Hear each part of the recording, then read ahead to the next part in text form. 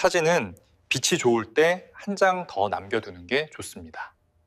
주민센터 사진반에서 처음 들은 그 말이 오래 남았습니다. 61가 되도록 사람한테 마음 여는 일이 쉽지 않았던 저를 그는 늘 한 걸음 먼저 조용히 챙겨주던 사람이었습니다. 출사가 끝나면 제 사진 파일부터 정리해주고 무거운 액자도 말없이 들어주곤 했습니다. 그래서 저도 늦은 나이에 다시 기대보고 싶었습니다. 처음엔 그 다정함이 그저 고마웠습니다. 그런데 나중에 생각해보니 그 사람이 숨긴 건 지나간 과거가 아니라 아직도 제 삶을 무너뜨릴 만큼 무거운 진실이었습니다. 그는 왜 재혼 3개월 만에 제 앞에서 전혀 다른 얼굴을 드러냈을까요? 시작 전 구독과 좋아요로 함께 해주시고 어느 지역에서 듣고 계신지 댓글로 한 번씩만 남겨주세요. 그곳에 행복이 닿길 바라겠습니다. 그날 출사지는 강변 근처 낡은 철교 아래였어요. 가을 햇살이 녹슨 난간 위에 길게 내려앉아 있었고 사진반 사람들은 저마다 원하는 각도를 찾아 흩어졌습니다. 저는 삼각대를 펴다가 나사가 헛돌아 한참 씨름하고 있었는데 말없이 다가온 손이 조용히 받아들더니 두어 번 돌려 고정해줬습니다. 민규 씨였어요. 다 됐습니다. 한마디만 하고 자기 자리로 돌아갔어요. 그게 전부였습니다. 특별한 말도 긴 눈맞춤도 없었어요. 그런데 이상하게 그 뒷모습이 오래 남았습니다. 저는 61가 되도록 사람 사이에 먼저 기대는 법을 잊고 살았어요. 주민센터 사진반에 나간 것도 사실 외로움을 달래려기보다 하루라도 덜 무너지기 위해서였습니다. 남편과 사별하고 혼자 지낸 세월이 꽤 됐고 자식들은 제 나름대로 바빴어요. 아무도 나쁜 사람은 없었는데 그냥 다들 제 옆에 있지 않았습니다. 명절에 모이면 반갑고 헤어지면 다시 각자의 삶으로 돌아가는 시기였어요. 저도 그게 맞다고 생각했습니다. 다 큰 자식한테 기대는 건 짐을 지우는 거라고 혼자서 잘 지내는 게 제 도리라고 스스로 다독이며 살았으니까요. 그러다 사진이 생겼습니다. 처음엔 동네 문화센터 강좌였어요. 렌즈 너머로 세상을 보고 있으면 적어도 그 순간만은 제가 뭔가를 붙잡고 있다는 느낌이 들었거든요. 내가 이걸 찍겠다고 결정하는 순간 세상이 작은 사각형 안으로 들어오는 그 느낌이 좋았습니다. 그게 다였어요. 잘 찍고 싶다는 욕심보다 그냥 그 시간 동안 어딘가에 집중하고 싶었습니다. 나중에 주민센터 사진반으로 옮긴 것도 비슷한 마음이었어요. 일주일에 2번 정해진 시간에 나갈 이유가 생긴다는 것만으로 충분했습니다. 민규 씨는 62이었습니다. 키가 크진 않았지만 서 있는 자세가 단정했고 웃을 때 눈이 먼저 올라가는 사람이었어요. 말이 많지 않았습니다. 강사가 설명할 때 다른 사람들이 웅성거려도 그는 조용히 듣고 있었고 모임이 끝나고 사람들이 어디 가서 한잔하자며 박자짓거려지면 뒷정리를 도왔어요. 제가 컴퓨터를 서툴러 사진 파일 정리를 못하고 있으면 어느 틈에 날짜별로 폴더가 만들어져 있었고 카메라 가방이 무거울 때는 아무 말 없이 들어줬습니다. 제가 뭔가를 부탁한 게 아니었어요. 그냥 어느 순간 되어 있었습니다. 저는 그런 사람이 더 무서웠어요.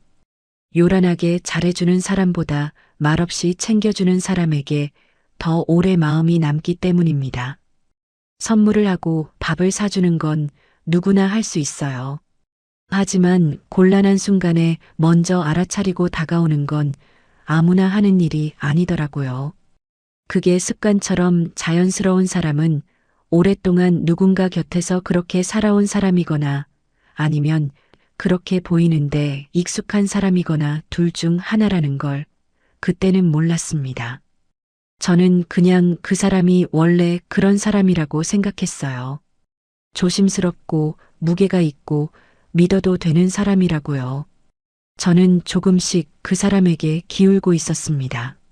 스스로 알아차리기 한참 전부터요. 그가 먼저 말을 꺼낸 건 초겨울 출사 때였습니다. 일행이 모두 앞서 나가고 저 혼자 카메라 렌즈의 입김이 서려 닿고 있던 참이었어요. 찬바람이 강 쪽에서 올라오고 있었고 손끝이 벌개져 있었습니다.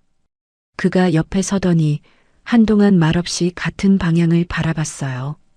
강물이 햇빛을 받아 반짝이는 것도 아니고 그냥 잿빛으로 흐르고 있었는데 그는 그걸 오래 봤습니다.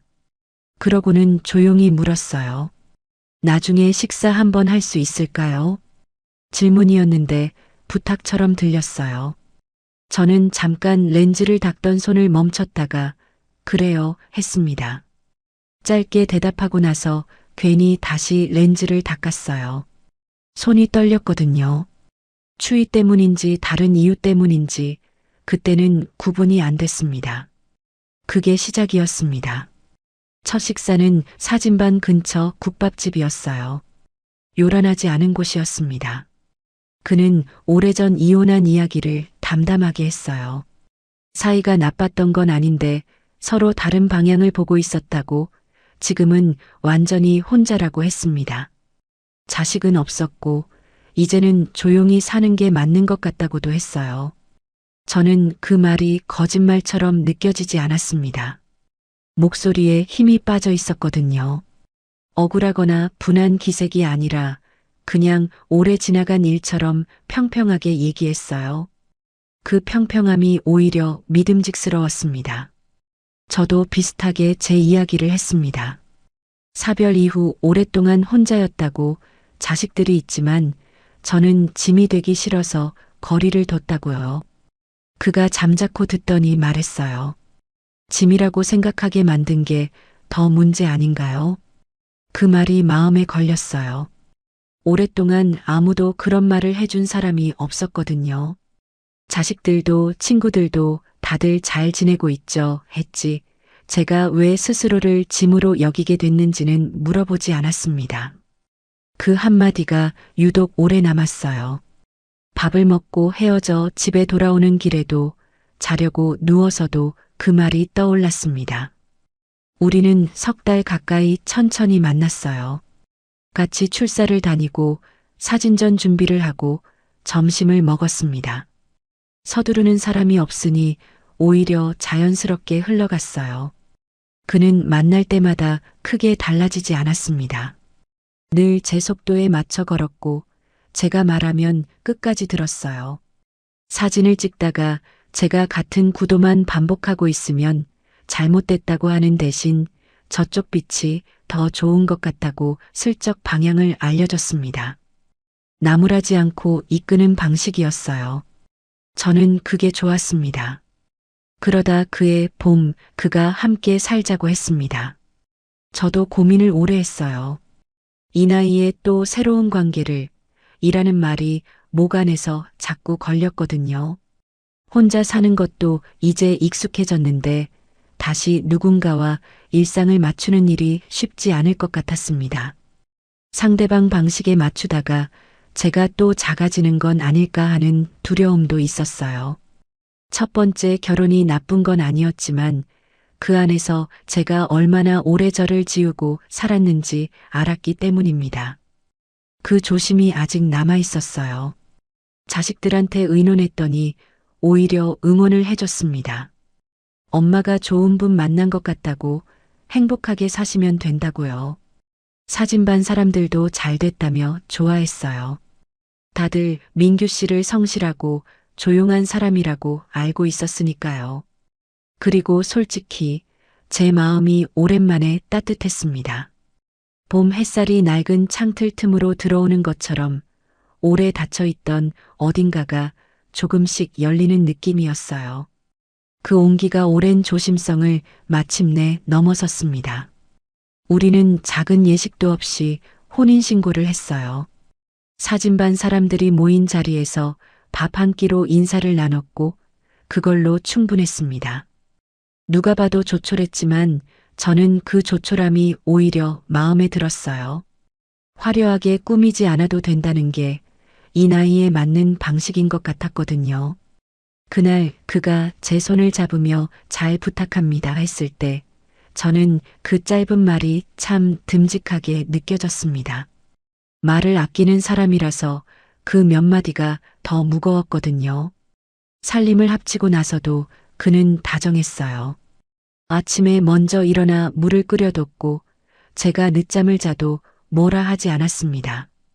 장을 볼 때 제 취향을 조용히 기억해서 사다 놓는 사람이었어요. 제가 좋아하는 두부찌개 재료가 냉장고에 늘 들어 있었고 커피는 제가 마시는 연한 걸로 맞춰 내렸습니다. 사진반 모임이 끝나고 집에 돌아오는 길에는 걷는 속도를 맞춰 걸었어요. 앞서 나가지 않고 제 옆에 딱 붙어서요. 저는 그 일상이 좋았습니다. 오랫동안 혼자 걷는데 익숙해진 사람에게는 누군가 같은 속도로 옆에 있다는 것만으로도 충분히 달라진 하루였어요. 그래서 더 오래 속았는지도 모르겠습니다. 그가 저를 챙기는 손길이 온전히 진심이었는지 아니면 그 손길 뒤에 제가 봐서는 안 될 방향이 따로 있었는지 저는 석 달 동안 한 번도 의심하지 않았으니까요.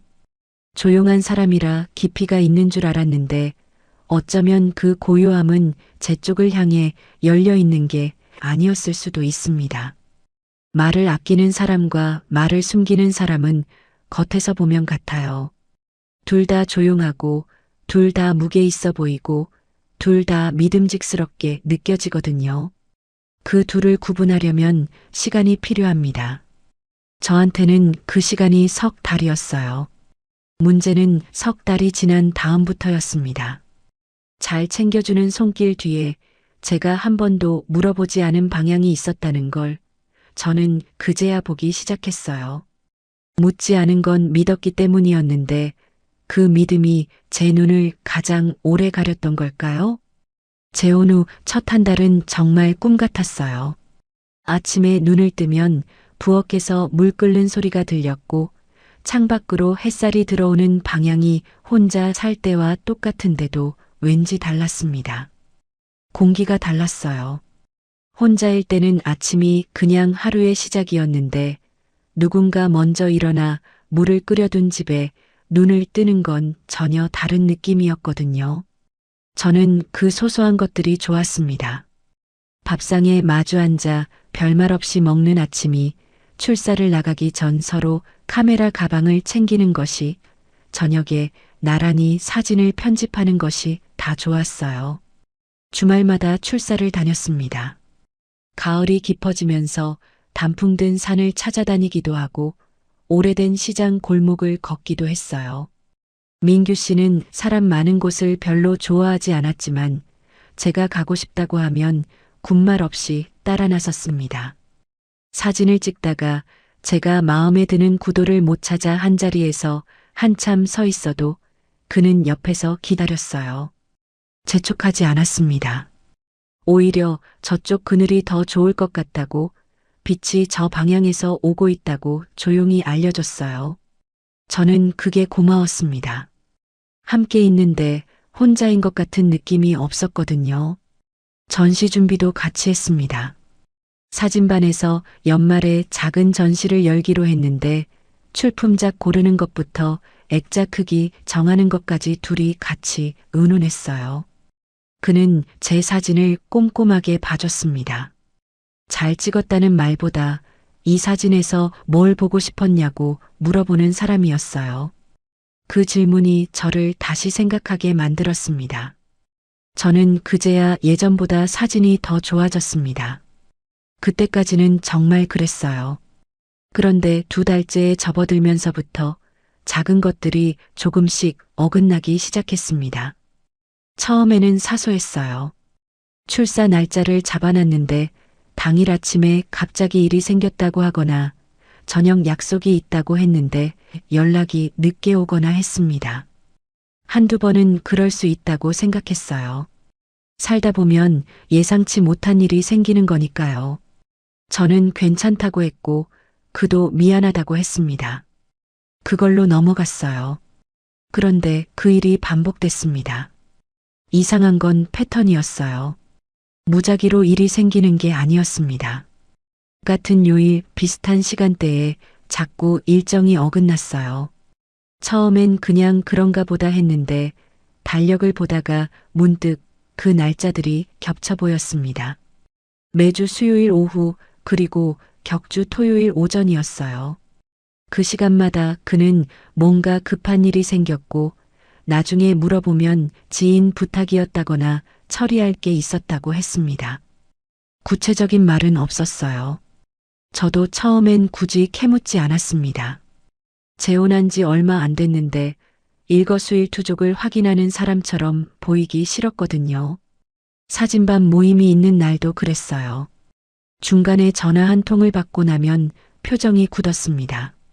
전화를 끊고 나서 괜찮다고는 했는데 그 이후로 자리에 앉아 있어도 어딘가 딴 데 가 있는 것 같았어요. 눈은 앞을 보는데 시선이 닿지 않는 느낌이었습니다. 저는 그게 신경 쓰였어요. 근데 물어보면 별일 아니라며 웃어 넘겼습니다. 워낙 말이 없는 사람이니까 저는 또 그러려니 했어요. 그러다 더 이상한 건 돈이었습니다. 저는 재혼하면서 생활비는 깔끔하게 나눠 쓰자고 했어요. 어느 쪽이 더 많이 내고 덜 내는 구조가 되면 나중에 꼭 어색해지더라고요. 그래서 공동 생활비를 따로 정해두고 나머지는 각자 쓰는 방식으로 하기로 했습니다. 처음엔 그렇게 됐어요. 그런데 석 달이 지나면서 슬금슬금 달라지기 시작했습니다. 전시 액자비가 먼저였어요. 출품작 액자 주문이 들어갔는데 민규 씨가 자기 카드가 한도가 찼다면서 제 계좌로 먼저 처리해 달라고 했습니다. 나중에 정산하면 된다고요. 저는 그러겠다고 했어요. 그 다음엔 사진반 공동 앨범 제작비였습니다. 이것도 일단 제 쪽에서 먼저 냈어요. 또 그 다음엔 인화비, 출력비, 액자 수거 운반비 같은 것들이 이어졌습니다. 한 번에 큰 돈이 나가는 게 아니라 조금씩 나눠서 이어지는 방식이었어요. 그러니 처음엔 이상하게 느껴지지 않았습니다. 정산을 하자고 꺼낼 때마다 민규 씨는 얼버무렸어요. 다음에 한꺼번에 하자. 지금은 그냥 같이 쓰는 거니까 너무 칼같이 나누지 않아도 된다. 는 식으로 넘어갔습니다. 저는 그 말에 또 머뭇거렸어요. 재혼한 사이에 돈 얘기를 먼저 꺼내는 사람처럼 보이고 싶지 않았거든요. 60이 넘어서 새로 시작한 관계인데 첫 마디가 정산이 되면 왠지 제가 너무 각박한 사람 같을 것 같았습니다. 그래서 참았어요. 그냥 넘어갔습니다. 지금 생각하면 그때 한 번만 제대로 짚었어야 했습니다. 그런데 그러지 못했어요. 한 번을 참으면 다음에도 참게 되고 다음에도 참으면 그게 기준이 됩니다. 저는 어느 순간부터 돈 얘기를 꺼내는 게 제 탓인 것처럼 느껴지고 있었어요. 그 느낌 자체가 이상한 건데 그때는 그게 이상한지도 몰랐습니다. 그러다가 사진 파일을 백업하다가 멈춰 섰어요. 민규 씨는 자기 사진 원본을 외장하드에 보관하는 습관이 있었습니다. 제 컴퓨터에도 공유 폴더가 있었고 거기에 같이 쓰는 파일들을 넣어두곤 했어요. 전시 출품작이라든가 공동 앨범 원본이라든가 그런 것들이요. 저는 그날 백업 작업을 하다가 실수로 폴더 하나를 잘못 클릭했어요. 처음 보는 이름의 폴더였는데 열어보니 사진 파일들 사이에 다른 문서들이 섞여 있었습니다. 처음에는 그냥 지나치려고 했어요. 남의 파일을 들여다보는 것 같아서요. 그런데 미리 보기로 파일 이름이 보였습니다. 병원 상담 일정이라고 적힌 것, 보호자 확인 요청이라고 된 것, 그리고 날짜가 찍힌 이체, 내역 같은 것들이었어요. 저는 손을 멈췄습니다. 가슴이 서늘해졌어요. 파일을 열어본 게 아니었는데도 그 이름들만으로 이미 뭔가 어긋나 있다는 걸 몸이 먼저 알았습니다. 사진도 몇 장 눈에 들어왔어요. 사진반에서 찍은 풍경 사진들이 아니었습니다. 어떤 건물 화단, 요양시설처럼 보이는 입구, 응급실 주차장 같은 곳들이었어요. 낮에 찍은 건데 사람이 거의 없었고 각도가 기록용 같았습니다. 예쁘게 담은 사진이 아니라 그냥 그 장소를 남겨두려고 찍은 것 같은 느낌이었어요. 저는 그 사진들을 보며 숨이 조금 막혔습니다. 출사를 갔다가 찍은 거라면 왜 풍경이 아닌 병원 건물이었을까요? 무거운 마음으로 폴더를 닫았습니다. 그날은 더 이상 파일을 건드리지 않았어요. 백업도 중간에 멈췄습니다. 민규 씨는 그날 저녁 늦게 들어왔어요. 어디 다녀왔냐고 물었더니 지인 일 좀 도와줬다고 했습니다. 저는 그래요 하고 밥상을 차렸어요. 아무것도 묻지 않았습니다. 밥을 먹는 내내 그 파일 이름들이 머릿속에서 떠나지 않았어요. 병원, 보호자, 이체네요. 요양시설 입구. 오래전에 이혼했고 지금은 완전히 혼자라고 했던 그 말이, 그 평평하던 목소리가 다시 귓가에 맴돌았습니다. 저는 밥을 먹으면서 그 말을 몇 번이나 되감았어요. 혼자라고 했는데, 아무 연관도 없다고 했는데, 그런데 저 파일들은 뭘까요? 혼자라는 말이 거짓이었을까요? 아니면 혼자가 되고 싶었지만 아직 못된 사람이었을까요? 그날 밤 저는 오래 잠을 못 잤습니다.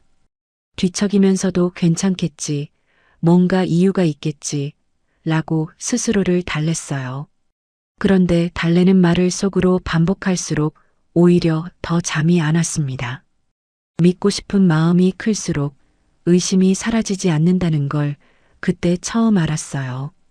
그 파일들이 말해주는 게 과거였으면 좋겠다고 생각했습니다.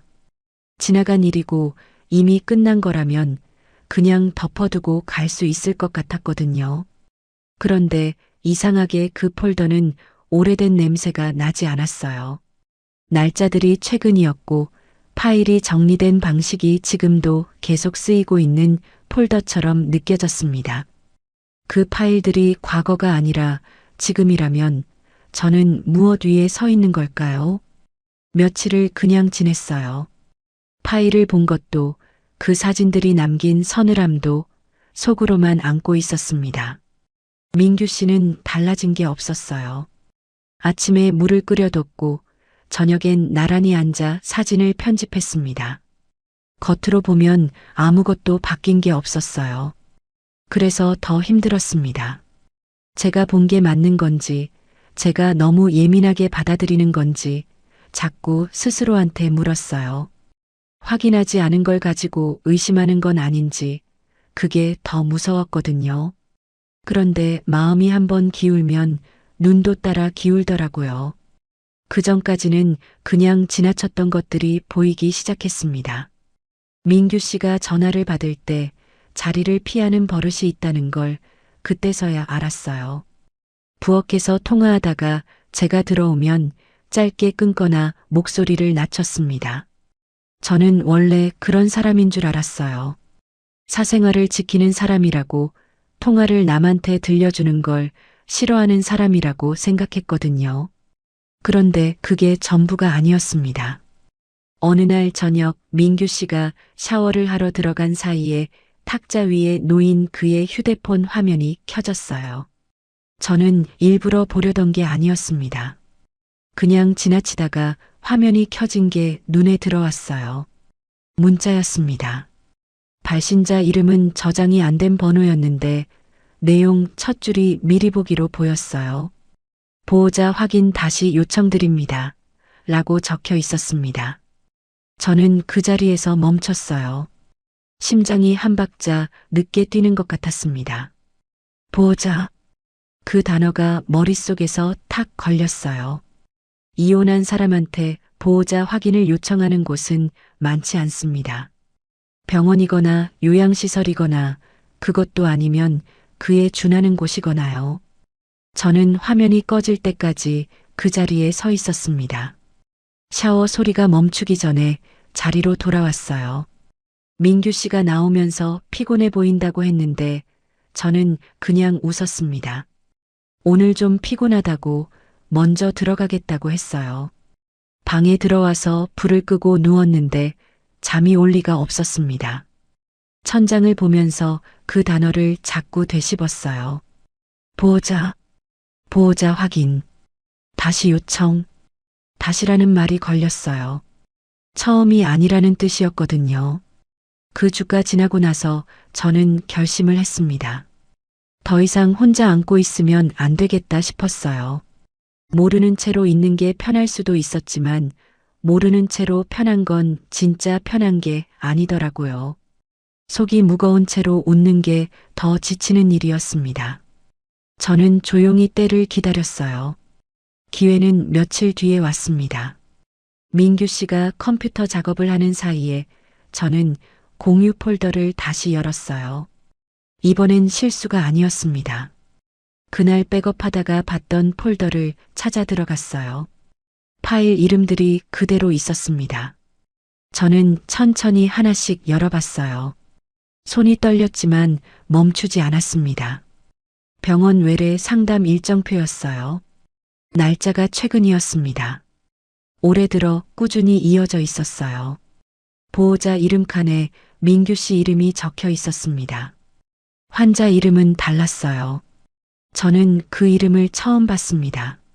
낯선 이름이었어요. 그런데 서류 아래쪽에 관계 표기가 있었고 거기에는 전 배우자라고 적혀 있었습니다. 숨이 잠깐 멈췄어요. 다음 파일을 열었습니다. 간병비 이체 내역이었어요. 금액은 크지 않았지만 날짜가 규칙적으로 찍혀 있었습니다. 매달 비슷한 시기에 같은 계좌로 나간 기록이었어요. 그 계좌가 누구 것인지는 적혀 있지 않았지만 앞에서 본 이름과 같은 흐름이라는 건 느낄 수 있었습니다. 그 다음 파일은 서류 사본이었어요. 요양시설 입소 관련 서류였는데 보호자 서명란에 민규 씨 이름이 다시 나왔습니다. 서명 날짜도 오래되지 않았어요. 불과 몇 달 전이었습니다. 우리가 재혼 준비를 하고 있던 그 무렵이었어요. 저는 파일을 덮었습니다. 폴더를 닫고 잠시 그 자리에 앉아 있었어요. 재혼 준비를 하던 그 시간에 그는 전처의 요양시설 서류에 보호자로 서명을 하고 있었습니다.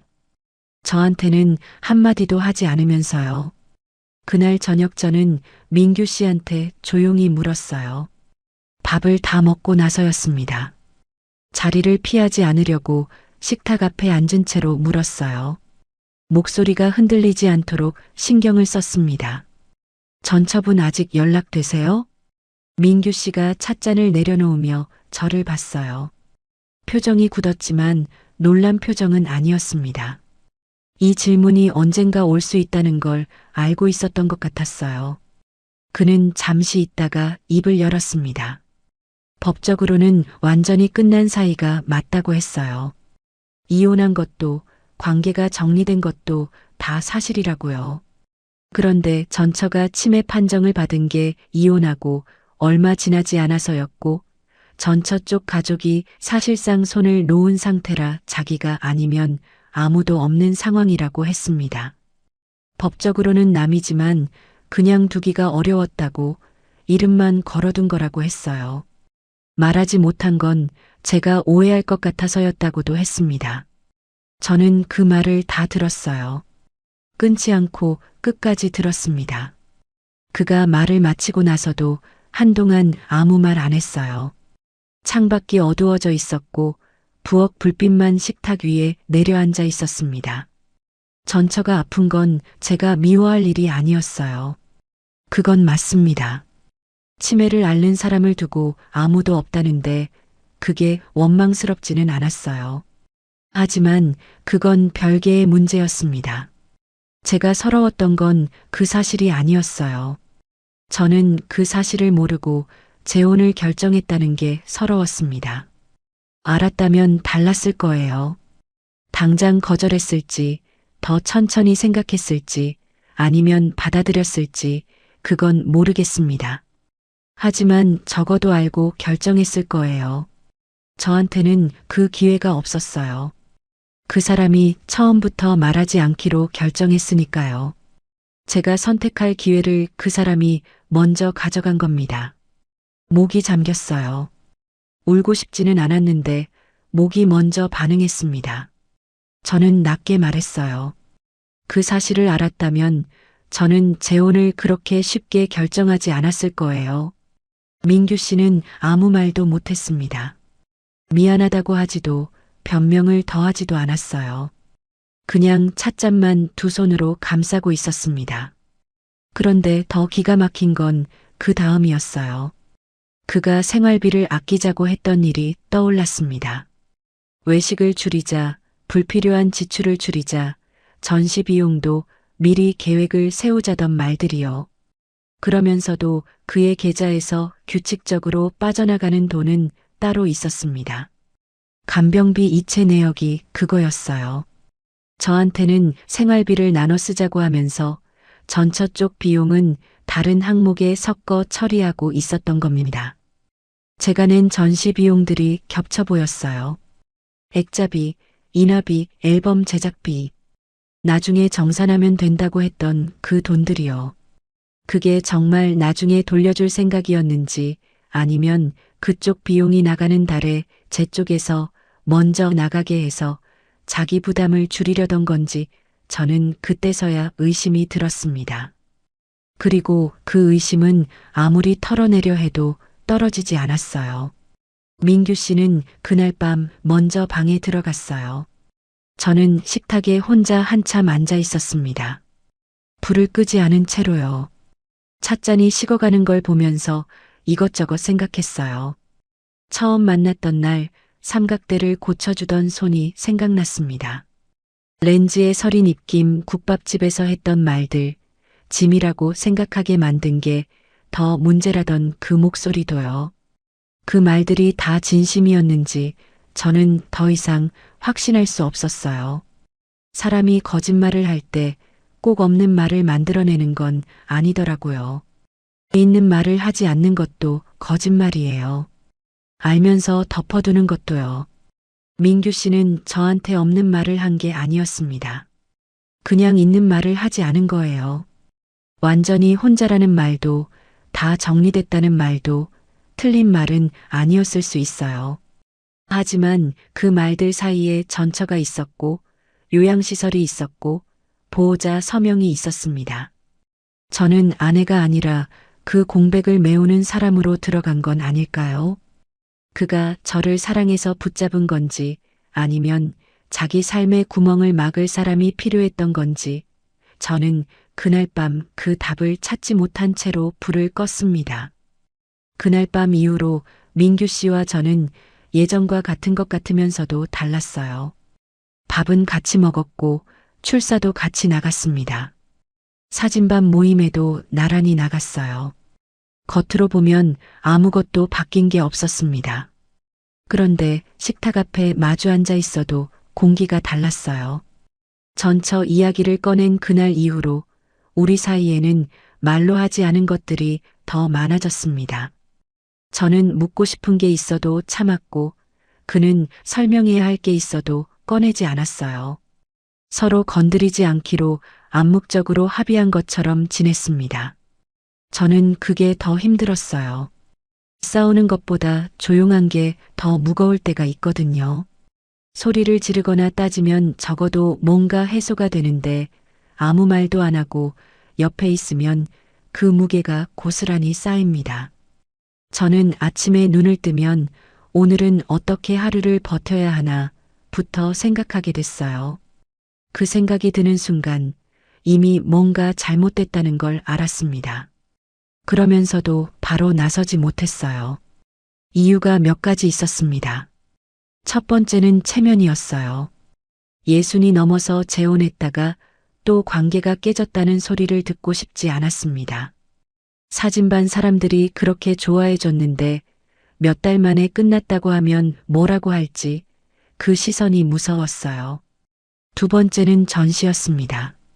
사진반 연말 전시가 이미 준비 중이었고 제 손을 타고 있는 게 너무 많았어요. 출품 파일 정리도, 캡션 작업도, 액자 주문 확인도 다 제가 맡고 있었습니다. 중간에 제가 빠지면 전시 자체가 흔들릴 것 같았어요. 그 책임감이 저를 묶었습니다. 그래서 한 번만 더 참자고 했어요. 딱 전시까지만, 전시가 끝나면 그때 제대로 정리하자고 마음먹었습니다. 지금 생각하면 그 한 번이 문제였어요. 참는데 이유가 생기면 그 이유가 끝나도 또 다른 이유가 생기거든요. 저는 그걸 그때 몰랐습니다. 그런데 제가 참고 있는 사이에 민규 씨는 더 대놓고 행동하기 시작했어요. 전시 준비가 막바지에 접어들던 무렵이었습니다. 사진반 사람들이 모여 출품작 최종 배치를 논의하는 날이었어요. 저는 아침 일찍 나가서 전시장 공간을 미리 확인하고 작품 크기에 맞게 배치도를 수정해 뒀습니다. 민규 씨는 조금 늦게 오겠다고 했어요. 급하게 처리할 게 있다고요. 저는 알겠다고 했습니다. 그런데 그 조금이 1시간이 됐어요. 사람들이 슬쩍 물었습니다. 민규 씨는요? 하고요. 저는 곧 온다고 했어요. 괜찮다고, 잠깐 일이 있었다고 했습니다. 사람들 앞에서 모르는 척하는 게 그때처럼 힘들었던 적이 없었어요. 속으로는 전화를 해야 하나, 기다려야 하나, 그냥 진행해야 하나 하고 갈팡질팡하면서 겉으로는 아무렇지 않은 표정을 유지했습니다. 민규 씨는 배치 논의가 거의 끝날 무렵에야 들어왔어요. 미안하다는 말 한마디 없이 자리에 앉더니 사람들한테 눈인사를 했습니다.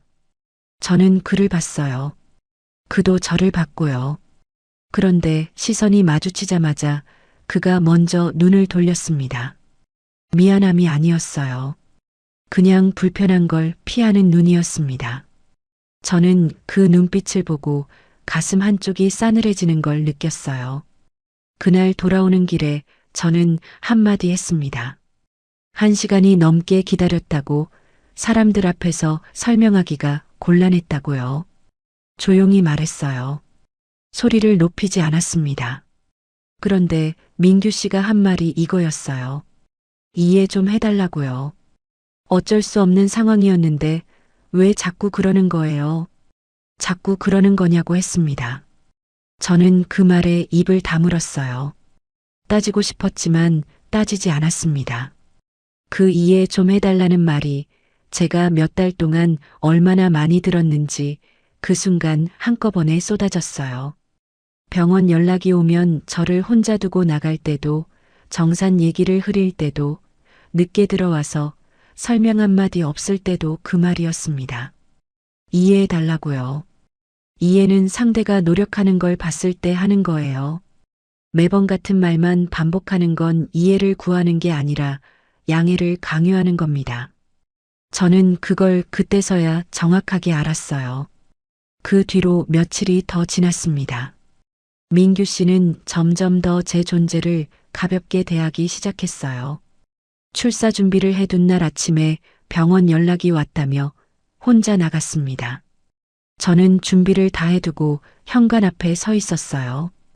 그가 신발을 신으면서 미안, 오늘은 안 되겠다고 했습니다. 그리고 문이 닫혔어요. 저는 카메라 가방을 내려놓고 한참 현관 앞에 서 있었습니다. 어이가 없어서 화가 나는 건지 허탈해서 웃음이 나오는 건지 구분이 안 됐어요. 그보다 더 기가 막힌 건 따로 있었습니다. 사진반 정기 모임이 있던 날이었어요. 다들 모인 자리에서 이번 전시 준비 얘기가 나왔는데 누군가 수고가 많다며 민규 씨한테 먼저 말을 건넸습니다. 그러자 민규 씨가 웃으면서 말했어요. 집사람이 예민해서 제가 좀 고생하고 있어요. 가볍게 웃으며 한 말이었습니다. 농담처럼 흘렸어요. 사람들이 어색하게 웃었고 분위기는 금세 다른 주제로 넘어갔습니다. 그런데 저는 그 말이 귀에 박혔어요. 얼굴이 화끈거렸습니다. 예민하다고 했어요. 제가요. 전시 파일을 정리하고 캡션을 교정하고 액자 주문을 확인하고 비용을 먼저 낸 사람이 저였습니다. 그가 병원 연락에 나간 날 혼자 배치도를 수정한 것도, 늦게 들어오는 그를 기다린 것도 저였어요. 그런데 그 자리에서 저는 예민한 집사람이 됐습니다. 자기가 숨겨온 일들 때문에 제가 불편해하는 게 그 입에서는 제 성격 탓으로 나온 거예요. 저는 그 순간 뭔가가 딱 끊어지는 느낌을 받았어요. 화가 난 게 아니었습니다. 정확하게는 더 이상 이 사람을 좋게 보려고 애쓰지 않아도 되겠다는 생각이 들었어요. 그 자리에서 제가 뭘 해도 소용없다는 걸 알았습니다. 반박해봤자 제가 정말 예민한 사람이 되는 거고 웃어넘기면 그 말이 사실이 되는 거니까요. 저는 그냥 아무 말 안 하고 찻잔을 들었습니다. 그런데 그날 집에 돌아오는 길에 저는 처음으로 제대로 생각했어요. 민규 씨가 저를 가볍게 대하는 게 어느 순간부터 시작된 건지요. 처음부터 그랬던 건 아니었어요. 재혼 초에는 달랐습니다. 그런데 제가 전처 이야기를 알게 된 뒤로, 그러니까 제가 뭔가를 알고 있다는 걸 그도 눈치챈 뒤로 달라졌어요. 조심하거나 미안해하는 방향이 아니었습니다. 오히려 반대였어요. 더 대놓고 더 당연하게 대했습니다. 그게 무슨 의미인지 생각했어요. 이미 들킨 사람이 더 조심하지 않는다는 건 들켜도 상관없다는 거예요. 아니면 상대가 결국 참을 거라는 걸 알고 있다는 거거나요. 저는 그 생각이 드는 순간 오싹했습니다. 제가 참는 게 이 사람한테는 허락처럼 읽힌 거였을까요? 조용한 사람이라고 다 무게가 있는 건 아니라는 걸 저는 그때 알았어요.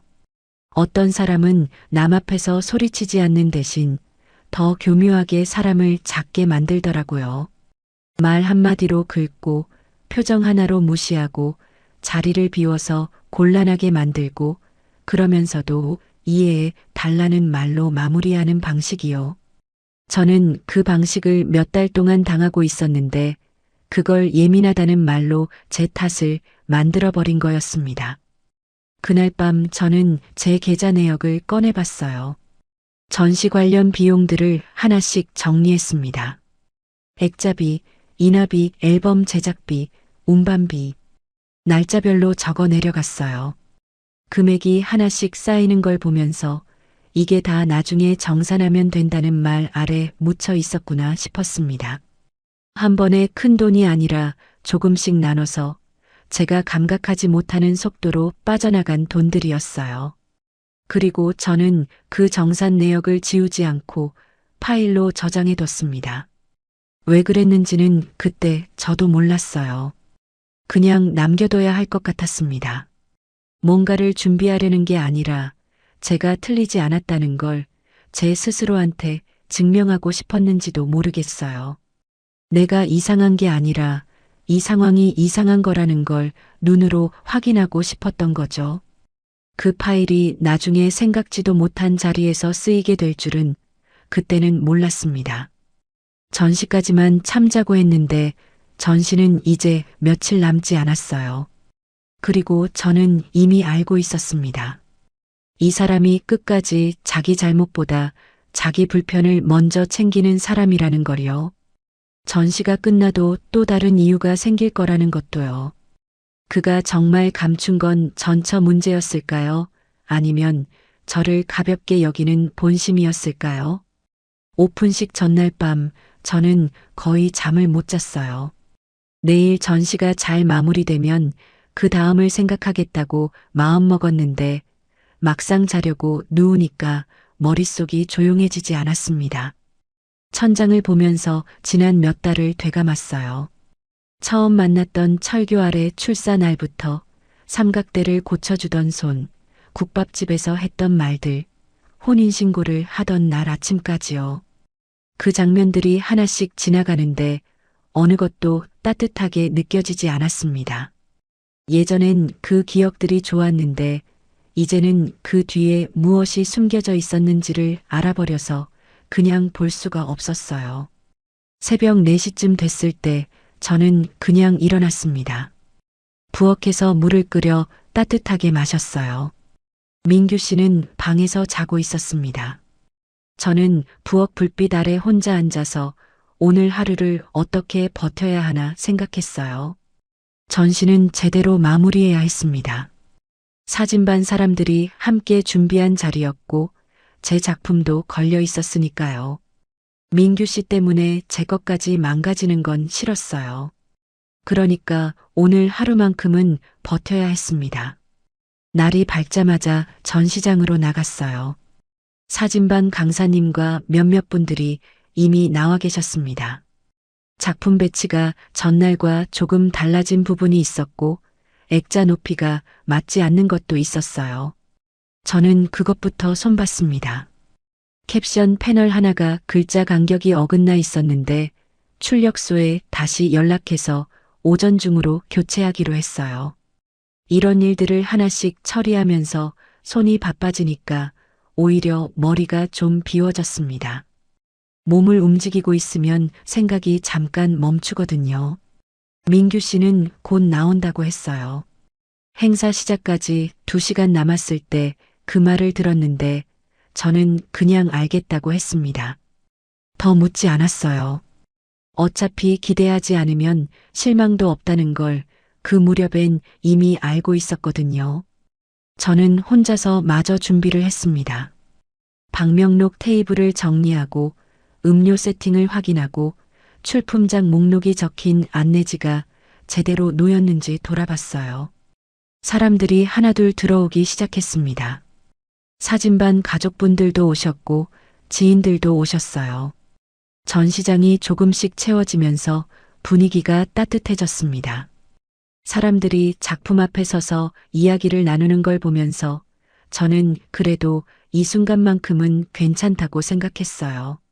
내가 몇 달 동안 이걸 위해 손을 놀렸구나 싶었습니다. 그 생각이 잠깐 위로가 됐어요. 민규 씨가 들어온 건 행사 시작 20분 전이었습니다. 뒤늦게 들어오면서 아는 사람들한테 눈인사를 했어요. 저한테는 왔다고 짧게 말했습니다. 미안하다는 말은 없었어요. 저도 그냥 고개만 끄덕였습니다. 그 순간 뭔가를 더 말하면 오늘 하루가 버텨지지 않을 것 같았거든요. 그런데 그가 들어오고 얼마 안 돼서 전화가 왔어요. 민규 씨가 전시장 한쪽 구석으로 가더니 전화를 받았습니다. 저는 그쪽을 보지 않으려고 했어요. 안내지를 다시 확인하는 척 고개를 돌렸습니다. 그런데 전시장이 넓지 않았고 사람들이 아직 많지 않아서 조용한 편이었어요. 그의 목소리가 들렸습니다. 낮게 말하려는 것 같았는데 긴장한 탓인지 평소보다 소리가 컸어요. 네, 알겠습니다. 오늘 안으로 처리하면 되는 거죠. 그 말이 들렸어요. 저는 안내지를 들고 있던 손이 멈췄습니다. 그리고 그 다음이었어요. 전시장 입구 쪽에서 낯선 사람이 들어왔습니다. 50대쯤 돼 보이는 여성이었는데 사진반 사람이 아니었어요. 관람객 같지도 않았습니다. 들어오면서 주위를 살피더니 민규 씨를 찾는 것 같았어요. 눈이 마주치자 민규 씨가 굳었습니다. 그 사람이 다가오더니 목소리를 낮추지도 않고 말했어요. 보호자 서명 아직 안 하셨잖아요. 오늘 안 오시면 곤란해진다고 했는데요. 순간 전시장이 조용해졌습니다. 가까이 있던 사람들이 고개를 돌렸어요. 사진반 사람 몇 분의 표정이 굳는 게 보였습니다. 저도 그 자리에 서 있었어요.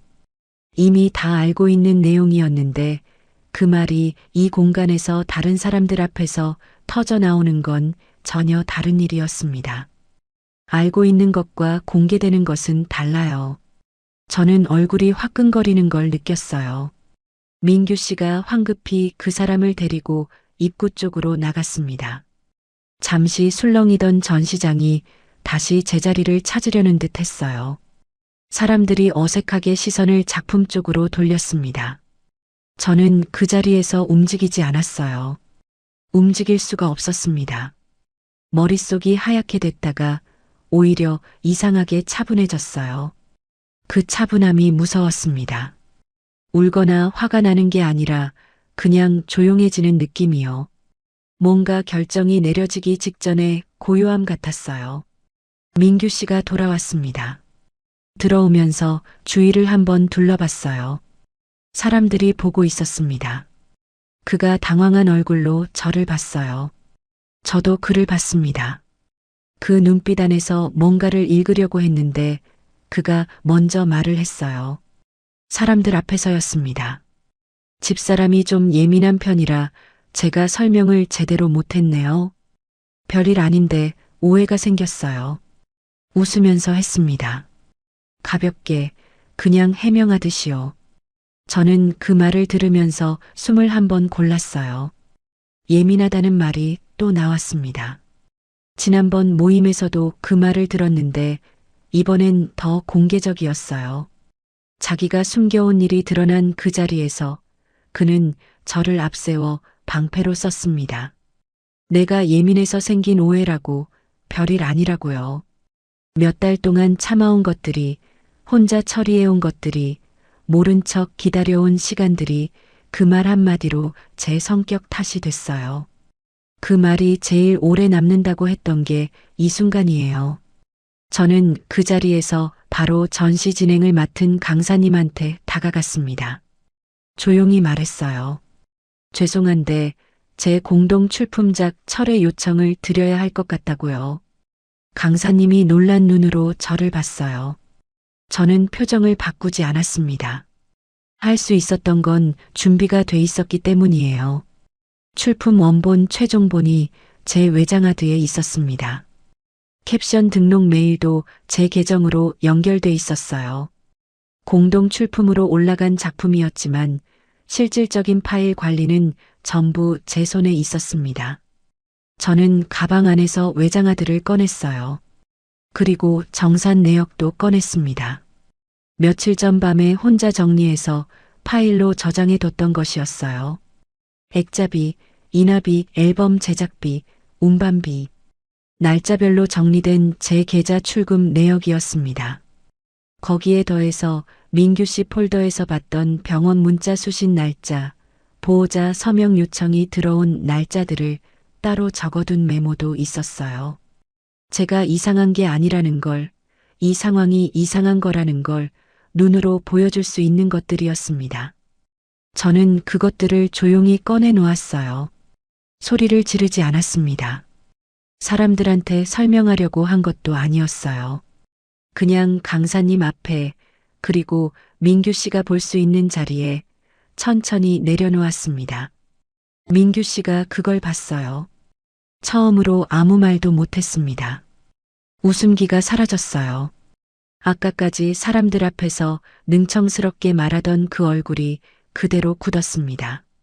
저는 그 얼굴을 보면서 이상하게 아무 감정도 올라오지 않았어요. 시원하지도 후련하지도 않았습니다. 그냥 조용했어요. 오래 참아온 것들이 마침내 제자리를 찾은 것 같은 그 묵직한 조용함이요. 강사님이 난감한 표정으로 잠시 서 계셨어요. 저는 조용히 말씀드렸습니다. 오늘 전시가 잘 마무리되길 바란다고, 저는 여기까지만 하겠다고요. 다른 분들한테 폐가 되지 않으려고 목소리를 낮췄어요. 사진반 사람들이 오래 준비한 자리였고 이 소란이 그분들 것까지 망가뜨리면 안 됐습니다. 저는 외장하드를 다시 가방에 넣었어요. 정산 내역은 민규 씨 앞에 남겨뒀습니다. 가져가도 되고 안 가져가도 상관없었어요. 이미 제가 확인했으니까요.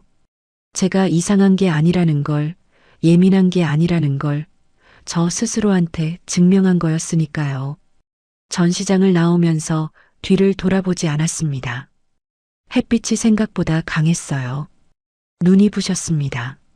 저는 잠깐 멈춰서서 눈을 감았다가 떴어요. 바람이 조금 불었습니다. 그 바람이 뺨에 닿는 게 느껴졌어요. 울 것 같지 않았습니다. 그게 오히려 이상했어요. 몇 달을 버텨온 게 이렇게 끝나는데 왜 눈물이 나지 않는지 잠깐 생각했어요. 그런데 곧 알았습니다. 이미 오래전에 충분히 아팠던 것 같았어요.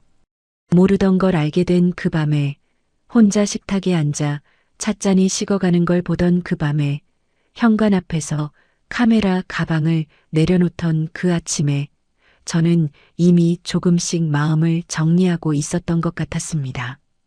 오늘은 그게 밖으로 나온 거였어요. 그날 망가진 건 제 체면이었을까요? 아니면 끝까지 숨길 수 있다고 믿었던 그의 얼굴이었을까요? 전시장을 나온 날 오후 저는 곧장 집으로 돌아가지 않았어요. 한동안 그냥 걸었습니다. 방향을 정하지 않고 발이 가는 대로요. 가을이 거의 다 지나가고 있었어요. 가로수 잎이 반쯤 떨어져 있었고 바닥에 쌓인 낙엽이 발에 밟혔습니다. 저는 그 소리를 들으면서 걸었어요. 사각사각 바스락. 딱히 어디를 보는 것도 아니고 딱히 무슨 생각을 하는 것도 아닌 채로 그냥 걸었습니다. 1시간쯤 걸었을까요? 벤치가 있는 작은 공원 앞에서 멈췄어요. 앉았습니다. 바람이 불어왔고 햇빛은 기울어져 있었어요. 저는 가방을 무릎 위에 올려놓고 한동안 아무것도 하지 않았습니다. 그냥 거기 있었어요.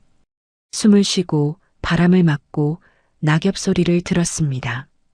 그것만 했어요. 그러다 문득 오랜만에 조용하다는 생각이 들었습니다. 속이 조용했어요.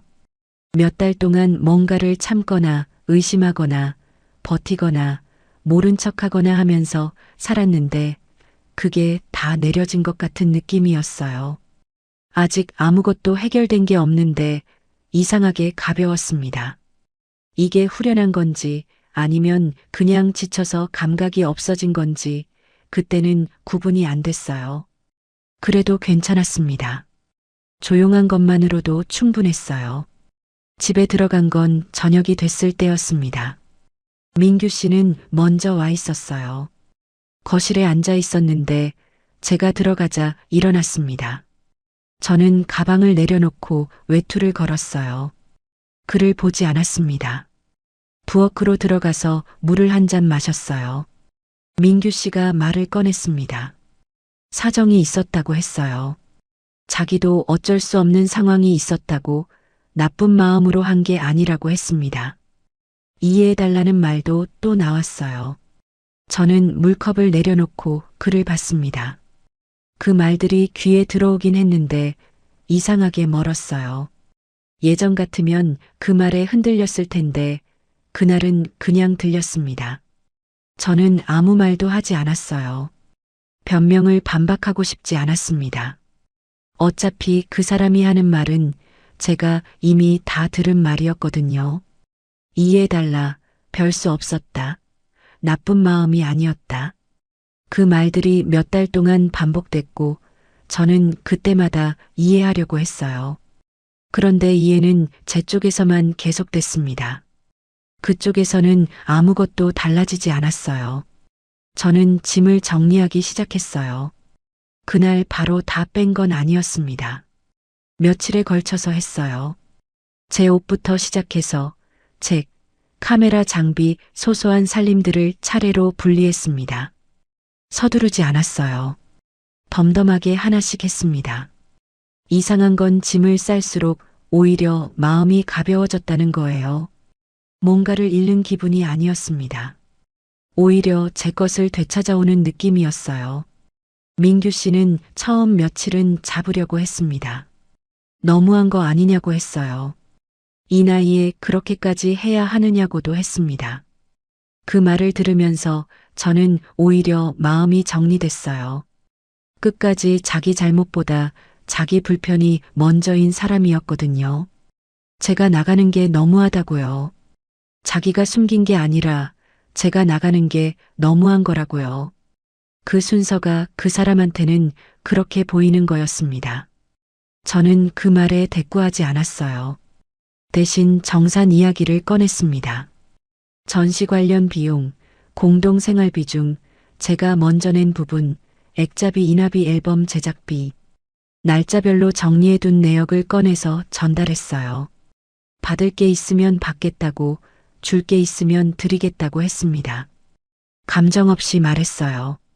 그냥 처리해야 할 일이었거든요. 민규 씨가 그 내역을 받아들고 한동안 아무 말을 못했습니다. 숫자가 적혀 있으니까요. 날짜가 적혀 있으니까요. 제가 틀리지 않았다는 게, 제가 예민한 게 아니라는 게 그 종이 위에 다 있었습니다.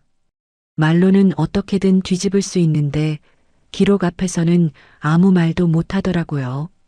제 이름으로 등록된 파일들과 출품 서류도 전부 분리했어요.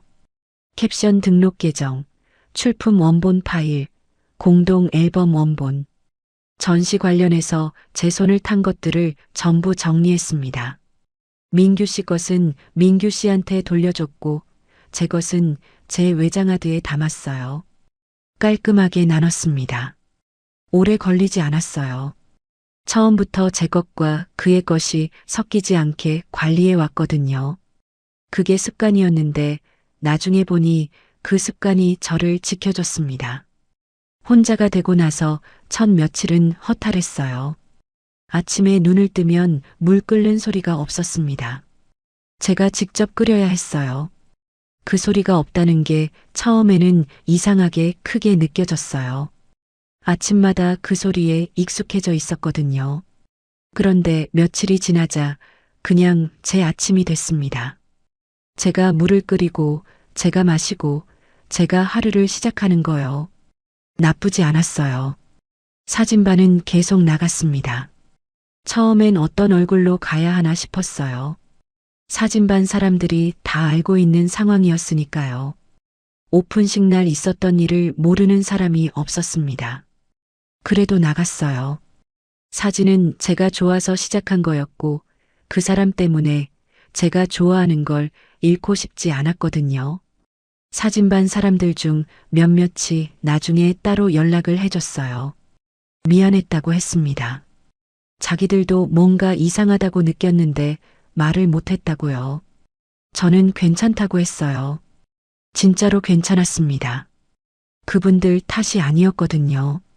오히려 그 연락들이 고마웠어요. 내가 이상한 사람이 아니었구나 싶었습니다. 예민한 게 아니었구나 싶었어요. 그제야 제가 얼마나 오래 참았는지 알았습니다. 몇 달을 버텼어요. 모른 척하고 이해하려 하고 한 번만 더 참자고 하면서요. 그 시간 동안 저는 계속 제 감각을 의심했습니다. 내가 너무 예민한 건 아닐까? 내가 너무 까다로운 건 아닐까? 이 나이에 또 혼자가 되는 게 두려워서 그냥 넘어가려 했던 것도 있었어요. 그런데 돌아보면 제 감각이 맞았어요.